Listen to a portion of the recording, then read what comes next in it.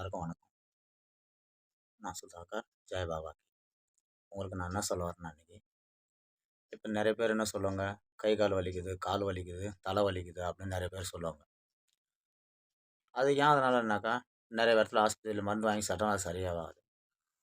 இந்த மாதிரி நேரத்தில் என்ன ஆகுதுனாக்கா, இப்போ 4 முள் ரோட்டில் எங்கன்னா கால் யானை இறக்கி வச்சிருப்பாங்க. நம்ம போகிறோம், அங்கே கால் கையில் யானை பட்டுரும். அதனால நீங்கள் என்ன பண்ணுறீங்கனாக்கா, ஒரு எலுமிச்சம்பழம் வாங்கிட்டு வந்து அதை வந்து 2ஆ அறக்கணும். 2ஆ அறுத்தோம்னா அது வந்து ஒட்டிக்கிட்டே இருக்கணும், தனித்தனியாக ஆகக்கூடாது.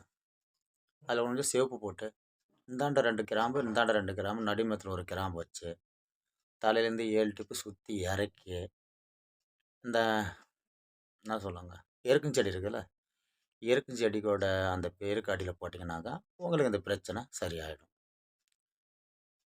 இதை நீங்கள் கண்டிப்பாக செஞ்சீங்கன்னா உங்களுக்கு உங்களுக்கு தெரியும். இது இது செஞ்ச உடனே உங்களுக்கு எல்லாம் நல்லாயிடும்.